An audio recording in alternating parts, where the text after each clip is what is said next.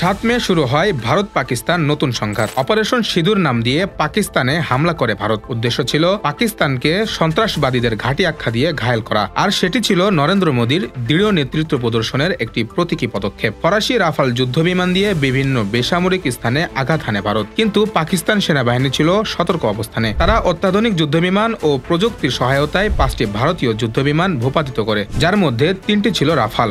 ভারতীয় বিমান বাহিনী সরাসরি বিমান ধ্বংসের কথা স্বীকার করেনি, বরং বলেছে ক্ষয়ক্ষতি যুদ্ধের অংশ।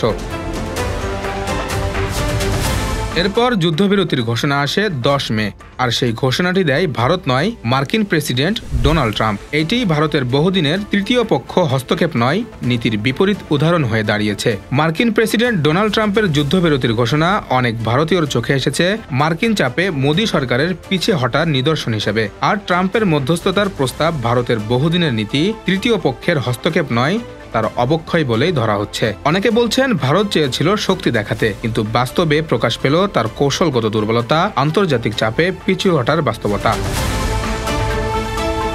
এদিকে পাকিস্তান আন্তঃবাহিনী জনসংযোগ পরিদপ্তরের মহাপরিচালক লেফটেন্যান্ট জেনারেল আহমদ শরীফ চৌধুরী জানিয়েছেন, পাকিস্তান কখনো যুক্তরাষ্ট্রকে যুদ্ধবিরতির জন্য অনুরোধ করেনি, বরং ভারতের পক্ষ থেকে যুক্তরাষ্ট্রের সহায়তা চাওয়া হয়েছিল যুদ্ধবিরতির জন্য। তিনি বলেন, ভারতের 26টি সামরিক লক্ষ্যবস্তুতে আঘাত হানা হয়েছে। ভারত এসব স্থাপনা থেকে পাকিস্তানের নাগরিকদের লক্ষ্য করে হামলা চালাচ্ছিল এবং সন্ত্রাসবাদ উস্কে দিচ্ছিল। দিল্লির ভাবমূর্তি ক্ষতিগ্রস্ত, আর চীন পাকিস্তান ঘনিষ্ঠ সামরিক সহযোগিতা এখন ভারতের জন্য বড় চ্যালেঞ্জ হয়ে উঠেছে। প্রশ্ন একটাই, এই পরিস্থিতি থেকে বেরিয়ে আসতে ভারত কূটনৈতিকভাবে কতটা প্রস্তুত?